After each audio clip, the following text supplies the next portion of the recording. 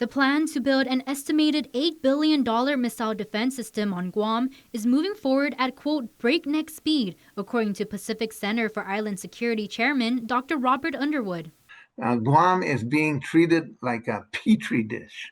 If you can remember back to doing a little bit of experiments in biology and in science, Guam is treated like a petri dish for this enhanced integrated air missile defense system. And you could tell immediately they're announcing all the bids, all the bids that have come out this week, over $15 billion worth. And then, of course, in addition to that, there's a number of provisions that are coming out in Congress, both in the House and Senate Armed Services Committees and appropriations measures that will spend a lot of money on Guam for all the projects that they're involved with, except the projects that I think the people of Guam are very, very interested in. The Missile Defense Agency released a record of decision earlier this week. The system is expected to be constructed across 16 military sites to defend the island from evolving regional threats. But the Guam think tank is concerned the project is proceeding without a concrete plan to address major concerns from the community, like the housing crisis or a need for a civilian shelter. The question is that at what point does a community make real impact into this process? Almost everybody on Guam is concerned about housing and about shelters.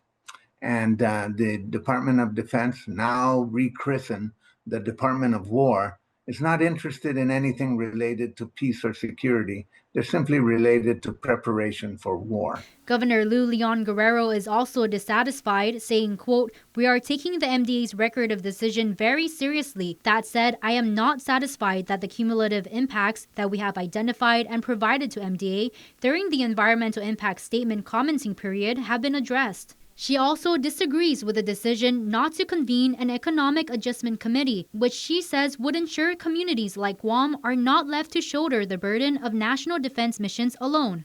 According to the EIS, about 1,000 military personnel and 1,300 dependents are expected to relocate to Guam in phases for the 10-year project.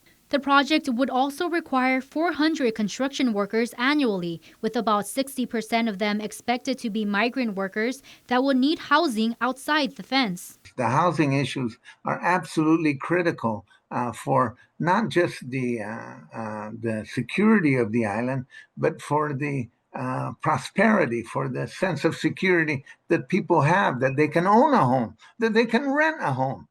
What is the greatest insecurity that anyone can have? I don't think if you walked around and asked people what is their greatest sense of insecurity, it would be about Chinese attack.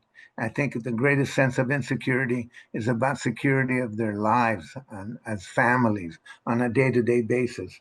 Underwood notes Guam's housing crisis is not unknown to military officials or to Congress. A mandated independent report was commissioned from the MIT Lincoln Laboratory, but the report has yet to be disclosed to the public.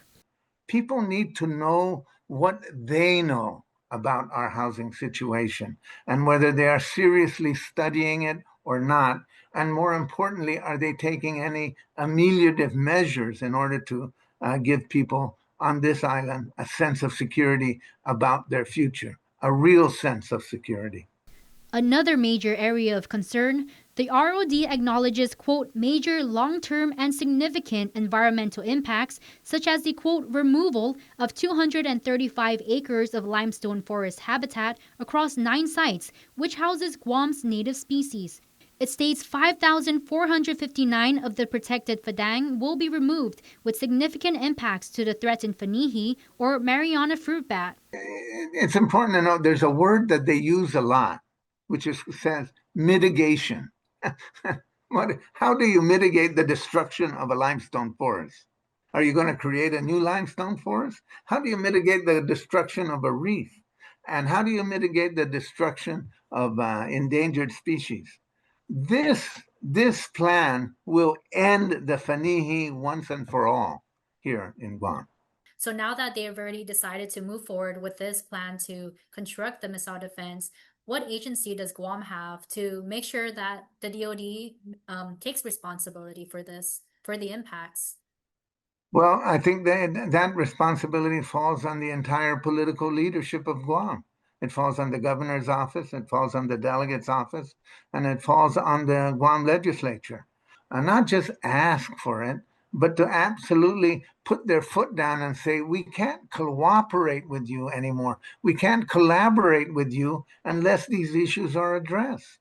Meantime, the governor says, quote, Guam's security and the safety of our people remain our highest priorities, and we are committed to ensuring that this project also reflects the well-being of our island community. Mitsuki Hirayama, KUAM News.